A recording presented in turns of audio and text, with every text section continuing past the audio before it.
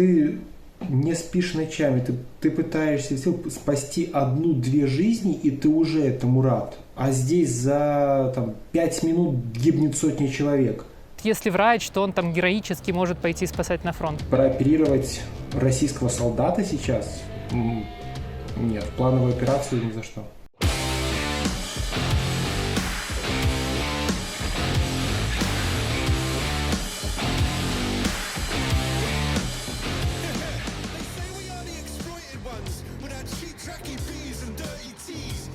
Я не думаю, что кто-то из медиков откажет в помощи раненому.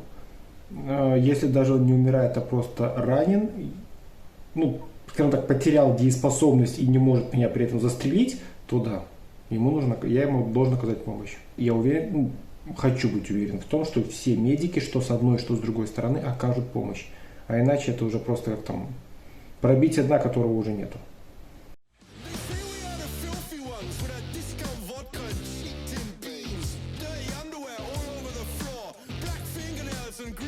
Вы же понимаете, что этот вопрос заставляет вас задавать наша белорусская пропаганда, которая успешно справилась с задачей вбить нам в головы постулат, над которым мы потом уже и не задумываемся над рационализацией того, что мы говорим.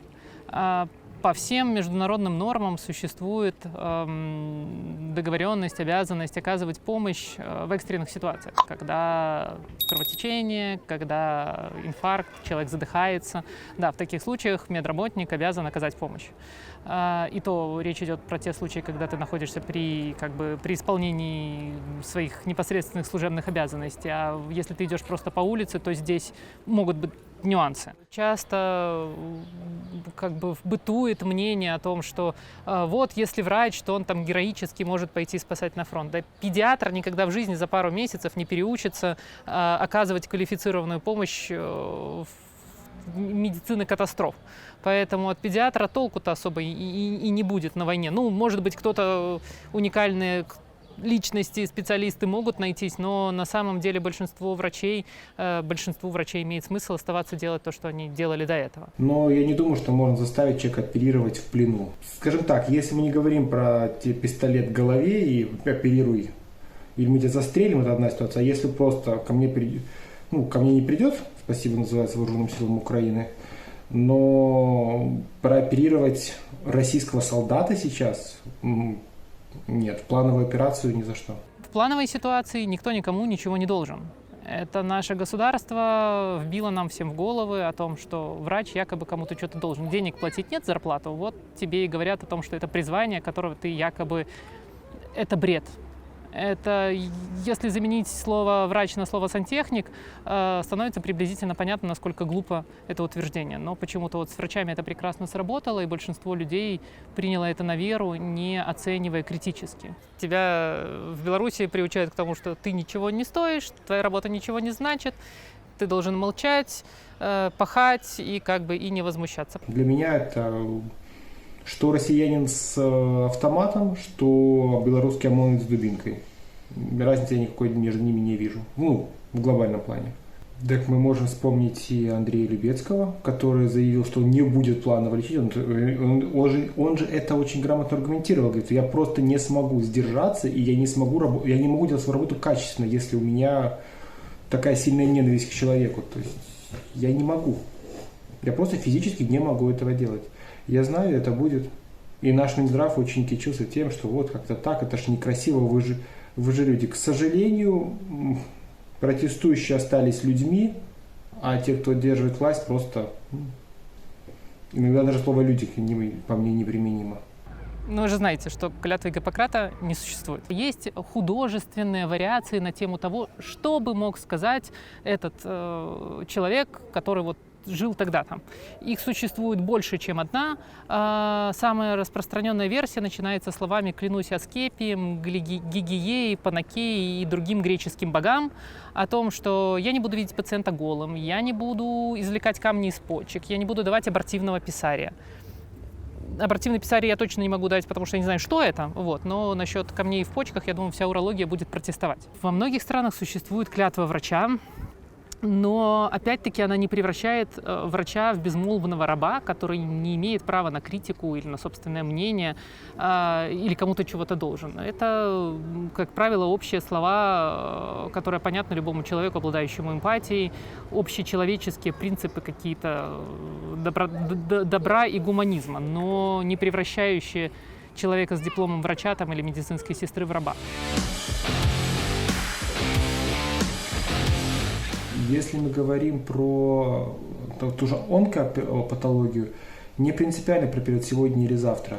Если говорить про неотложную помощь, условно говоря, привезли, к примеру, инфаркт или привезли и одновременно поступили раненые, по сути, тогда этот пациент с инфарктом пойдет по той же системе, как и пойдут раненые. Все раненые, грубо скажем, на 4 группы разбиваются, и в зависимости от того, насколько человек тяжел, ты начинаешь работать с тем, с кем приоритетнее. Довольно сложная классификация. Есть люди, которым невозможно помочь, ты стараешься даже не тратить ресурс, потому что ты этим не спасешь жизнь. Ты даешь ему просто обезболивающее. И наоборот, легкораненый может легко подождать, но главное, чтобы он не стал из легкораненого не перешел в тяжелораненого. Такое тоже бывает. То есть так называемая медицинская сортировка, она еще чуть ли не последних пару веков не сильно поменялась. Условно говоря, обострение холецистита может и потерпеть, нежели как-то, не знаю, пулевое легкое. Равно как и в COVID возникали вопросы, кого брать на аппарат искусственной вентиляции легких, кого не брать.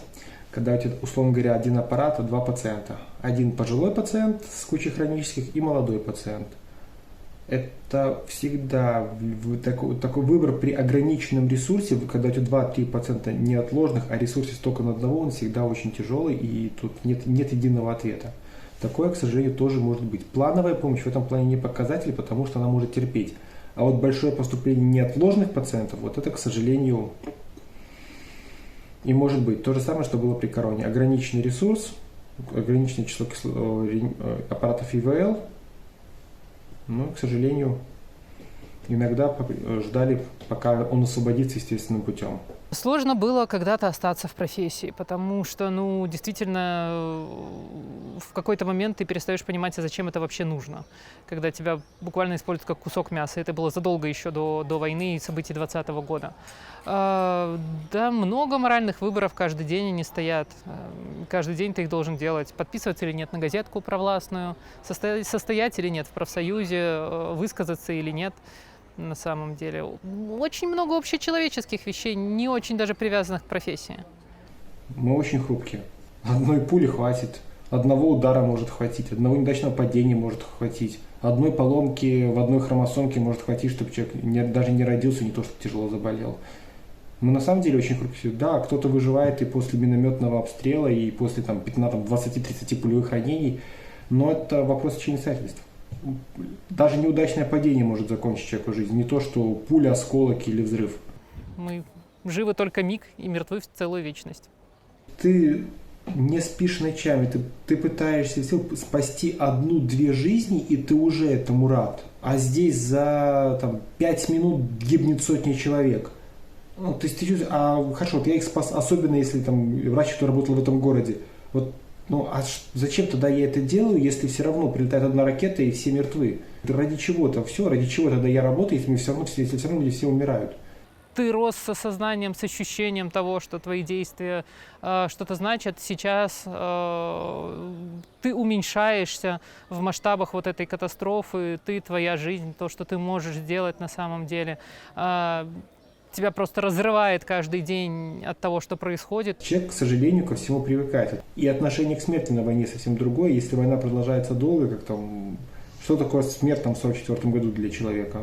Очередная смерть, да, неприятно, да, друг, Или если сравнить массовые избиения, пытки, как реагировали белорусы, когда люди получают 15 суток, 20 суток.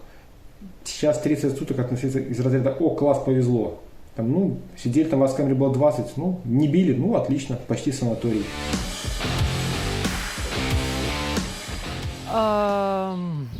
Прессинг частных клиник. Очевидно, это значит, что кончились возможности раскулачивать какие-то другие бизнесы, я не знаю, там деревообработка, что у нас еще популярно, торговля оружием. Я не знаю, как дела у хунты сейчас на этом поле, но вот добрались и до частного медицинского бизнеса. Я не думаю, что здесь есть место каким-то теориям заговора. Мне кажется, все на поверхности лежит, все довольно просто.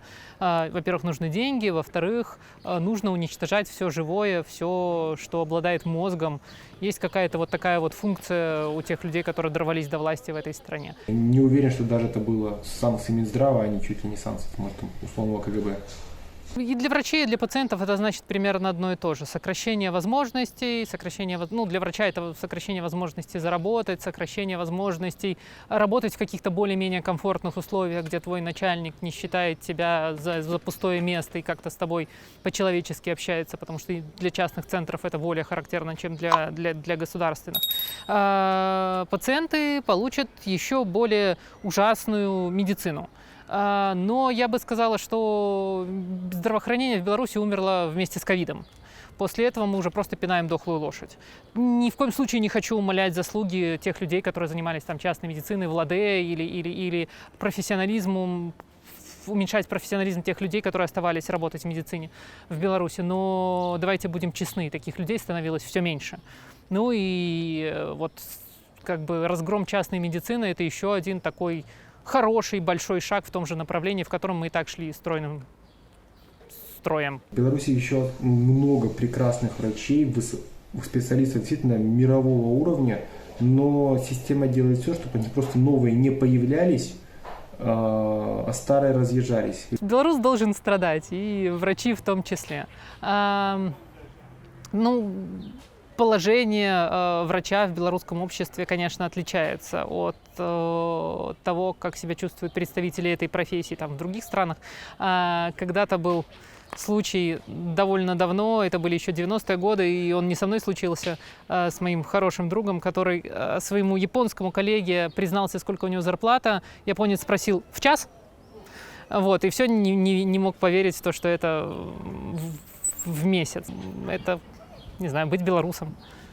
Я считаю, что будущее прекрасное, потому что медицины уже нет, уже хуже некуда. Соответственно, вот надо только оттолкнуться от дна, вот нам надо как-то где-то найти в себе силы, вот, потому что все уже разрушено до основания, поэтому рушить нечего больше.